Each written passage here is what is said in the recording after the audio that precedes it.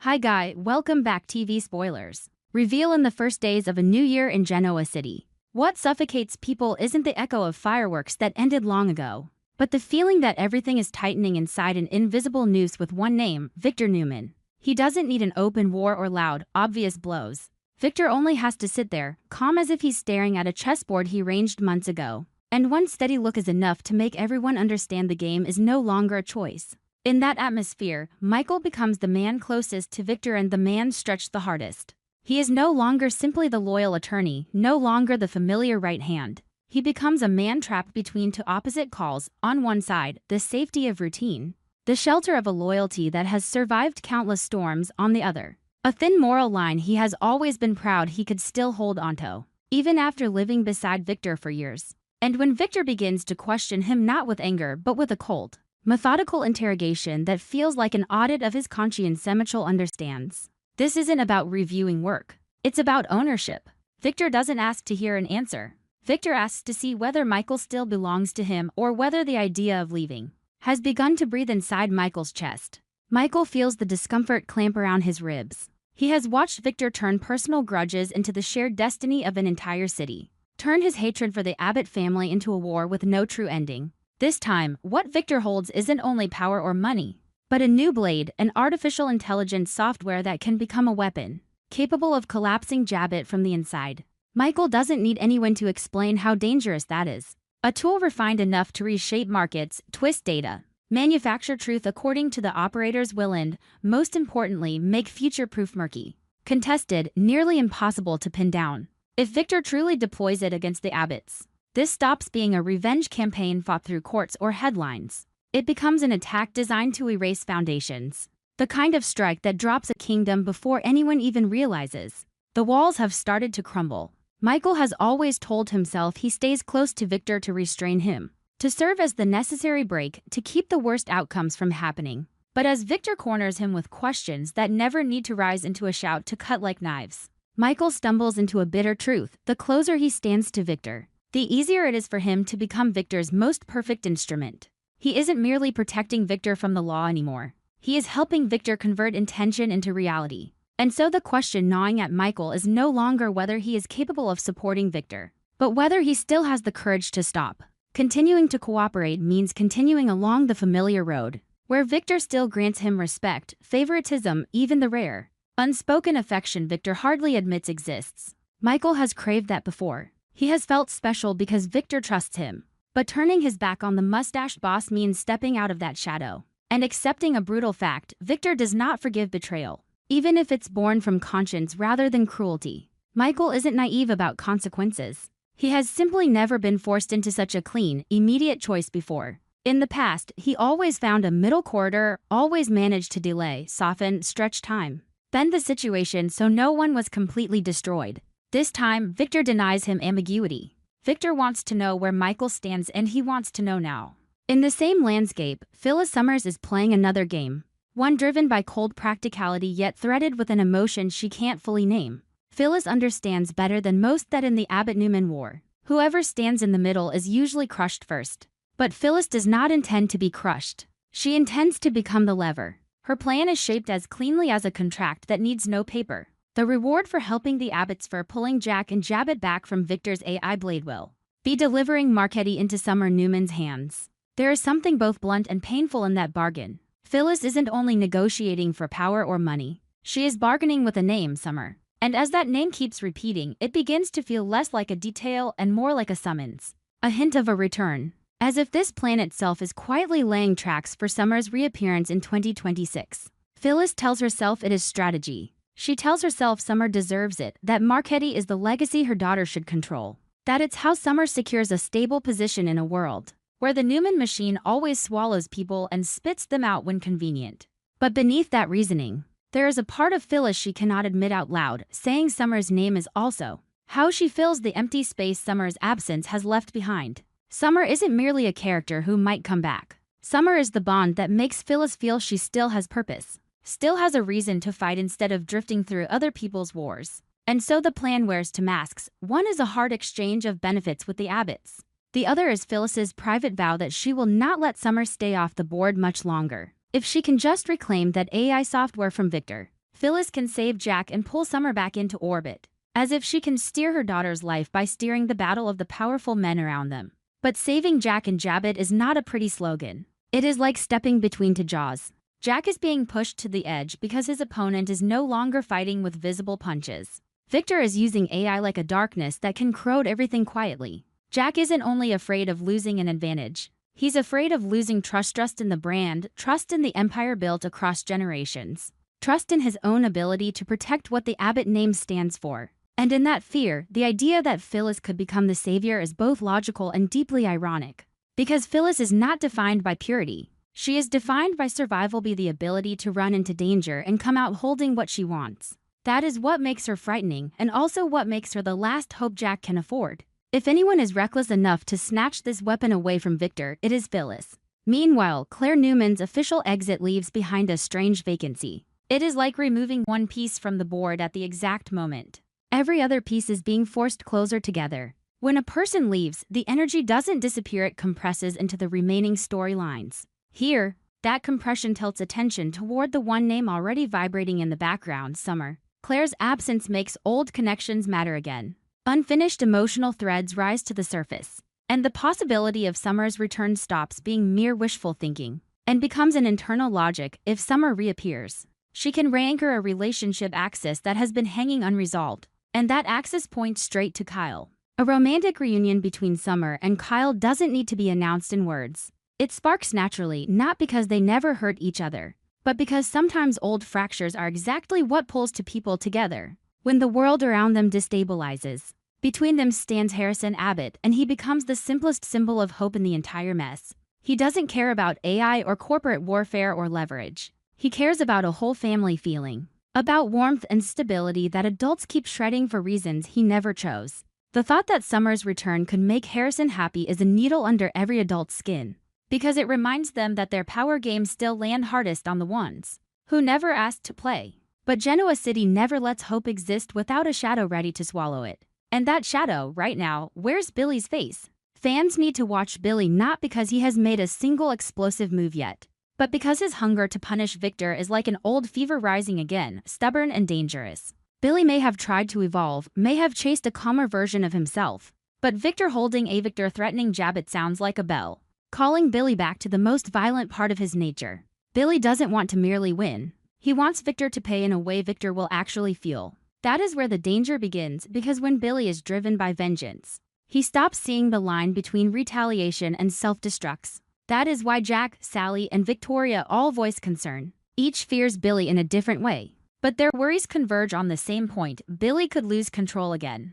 Jack fears it because Billy is family, because Billy is blood, and Jack cannot detach. Jack knows Billy well enough to recognize that when Billy charges into a war, he often believes he's doing what's right, while in reality he may be planting explosives under his own feet and under everyone else's. Sally fears it because she senses emotional cracks before other people name them. And she can feel the storm inside Billy isn't the kind that dissolves with a single warning. Victoria fears it with the clarity of a Newman who understands consequences. She knows her father. She knows Victor doesn't simply counterattack, he crushes. If Billy makes a reckless move, Victor will turn it into the perfect excuse to strike not only Billy but the Abbotts as a whole. And the AI war will become a war without rules. As all these forces stack on top of each other, Michael becomes even more suffocated by his position. He is the intersection point: Victor's demand for loyalty, the moral stakes, the reality that Victor intends to topple the Abbotts in a way that goes far beyond normal warfare, and the sharp awareness that if Michael leaves, Victor will find someone else's Simeon more ruthless, someone less interested in being a break. Michael is caught in the paradox of longtime servants of power: stay, and your hands get dirtier. Leave, and you fear someone with even dirtier hands will replace you. Victor understands this. Victor is brilliant at making people believe their presence beside him is necessary, that if they walk away, everything will become worse. Victor turns Michael into the gatekeeper of the very hell. Victor Bildchen makes Michael afraid to open the gate, because he believes he's preventing hell from flooding the world. And so, with Claire gone, with Summer's name beating like a drum in the distance, with Phyllis pricing her loyalty in Marchetti, with Billy heating up into something combustible, and with Jack and Jabbit trembling under AI's shadow, the central question still sharpens into one point: what will Michael do? When Victor forces him to choose, Victor doesn't need a dramatic answer. He needs a sign, a nod, a pause too long, eyes that refuse to meet his. Any detail can become proof of hesitation. Everything locks into an atmosphere as tight as a string drawn to its breaking limit. On the surface, this might look like a story about companies, about Jabbit, Marchetti, and AI. In truth, it is about power and loyalty. About who believes they are allowed to decide other people's futures. Victor believes it is him. Phyllis believes she can bend the future toward Summer. Jack believes Jabbit must survive at any cost. Billy believes vengeance is justice. And Michael, in the center, is the one man who understands that every one of those beliefs could burn the entire city down if no one stops it. When night falls, silence doesn't bring peace. It only amplifies the heavy breathing of people waiting for the next drop. Michael knows he cannot delay forever.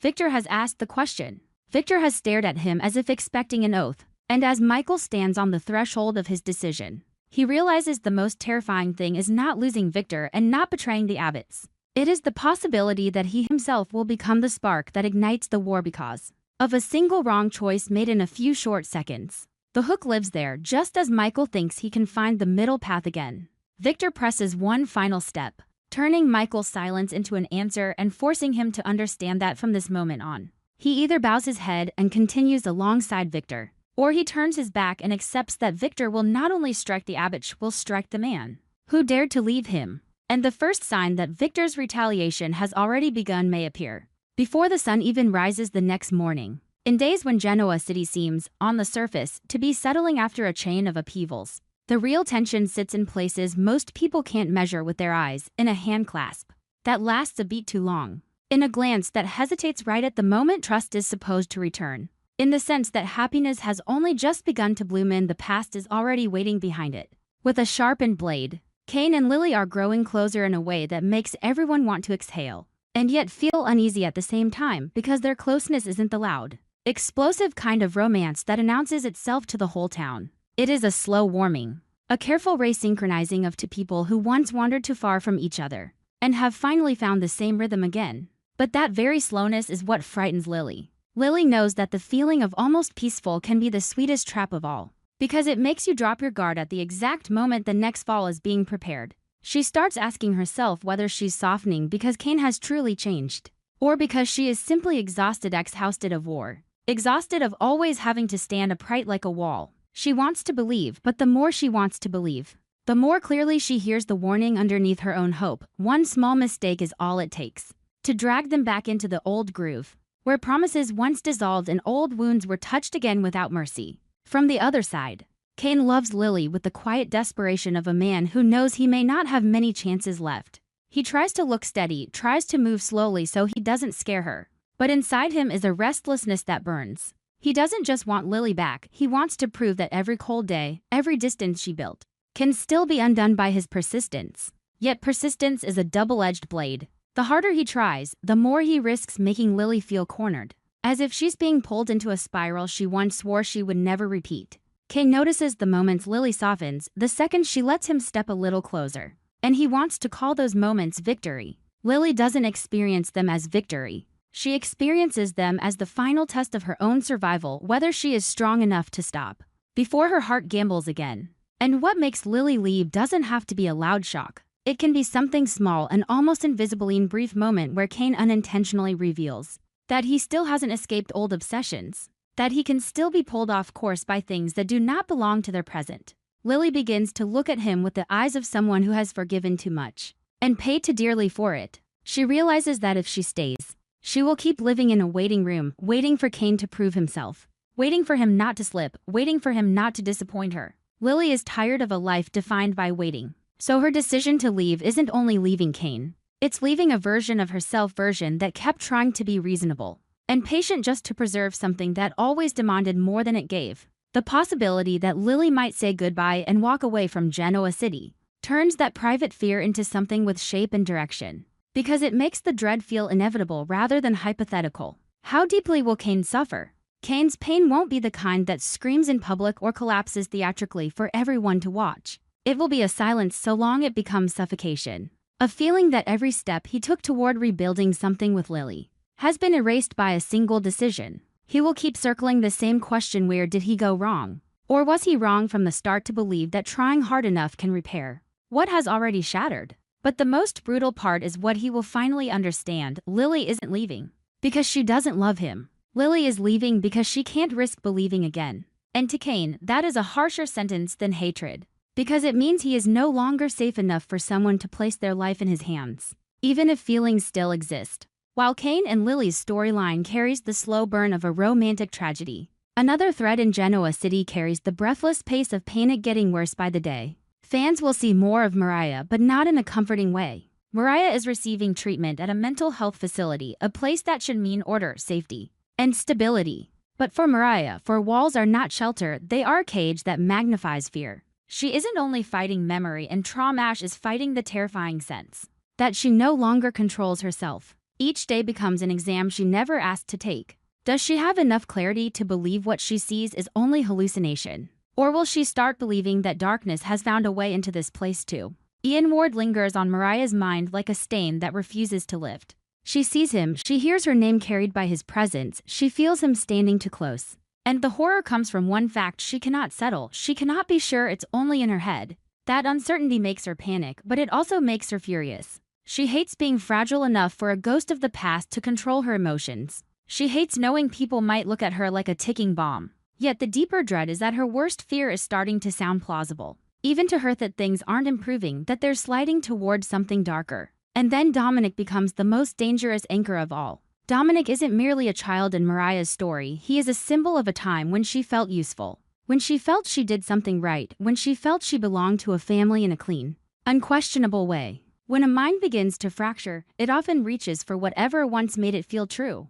The more unstable Mariah becomes, the more Dominic turns into an exit in her thoughts, an exit that feels sweet and poisonous at once. The idea that she might run away with Dominic isn't just a dramatic twist. It's the logical result of a mind desperate for oxygen, desperate to escape the suffocation of the facility and the pull of Ian inside her skull. What makes it even more frightening is that Mariah may not believe she's doing anything wrong. In her internal world, running can be labeled as protecting, rescuing, getting Dominic somewhere safe, and Ian, whether hallucination or obsession, becomes the catalyst. His influence doesn't need words. It only needs to make Mariah believe someone is taking Dominic from her, that Dominic is in danger, that she has to act now before it's too late. That sense of urgency is what transforms a patient into someone willing to break every rule. From there, the ominous warning that someone in Devon's family is headed toward danger begins to cast a shadow over everyone, because if Mariah slips beyond control, the consequences won't stop at an escape.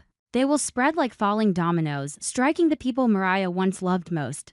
The more Mariah is cornered, the more easily she can slide into a terrible decision. She is torn between the part of herself that wants to believe she can recover, and the part that believes she is permanently damaged, permanently marked by Ian. She hates needing help. She hates being watched. She hates the pity in people's eyes. But what she hates most is the growing sense that she has become a threat to her own family. That feeling is what pushes her toward extremes. If she is the danger, then she should disappear. If she disappears, Dominic will be safe. If Dominic goes with her, then no one can hurt him. It is twisted logic, but it can become fatally convincing when the mind is unraveling. And each time Ian appears, that fear is sharpened again. As if someone keeps carving the same command into her brain: act now or lose everything. While Mariah drifts toward the edge, Adam and Chelsea face their trials in a different way, not through one catastrophic collapse, but through slow erosion brought on by choices, loyalty, and what it means to step out from under the Newman shadow. Chelsea is expected to leave Newman Media, and that decision, though it sounds like a career move,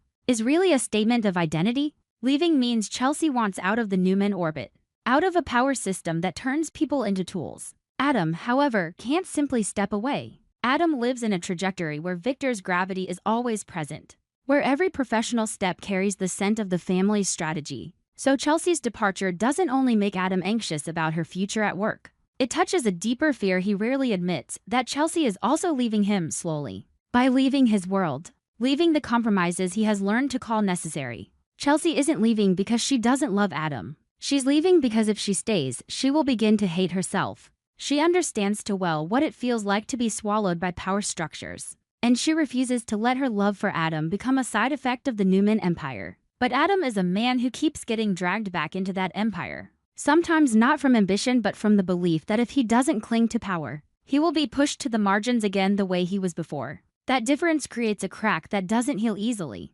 Chelsea wants freedom to protect her dignity. Adam wants control to protect his safety. Both are rooted in fear, and that is why both can wound each other without ever intending to. The tension in Genoa City makes every relationship feel like it's standing on thin glass. For Kane and Lily, the glass is trust that has only just begun to return.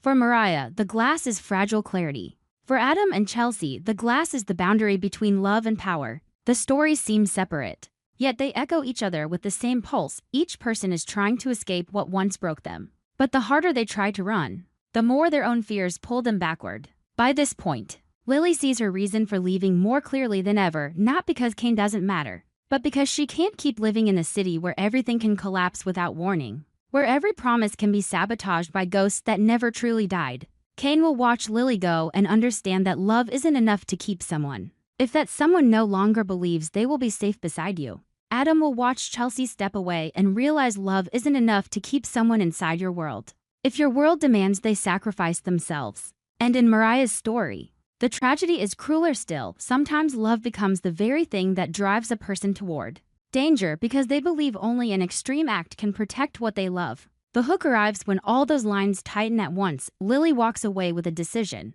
that refuses to look back, and Kane remains behind with pain he can't place anywhere. Chelsea leaves Newman Media like a warning that she will not be consumed, while Adam starts to feel abandoned on the wrong side of the Newman gravity. And Mariah, inside walls that were supposed to keep her safe, finds one thought growing clearer and more frightening: by the Hordeminic is the only door out. And when Ian Ward appears again in Mariah's vision, whether hallucination or something worse, the chilling question is no longer whether Mariah can hear him. It's that Mariah has started to believe him, and her next step could happen before anyone realizes. Dominic is already standing in the center of the storm. Our TV Spoilers channel is always looking for content inspiration for each video, by compiling short video clips to analyze and offer personal opinions. This channel specializes in analyzing, theorizing, and discussing plot points in the Young and the Restless series from the perspective of a longtime fan. Through this, viewers can gain deeper, more objective, and more interesting insights. Subscribe to the channel to stay updated on the latest news about the Young and the Restless series.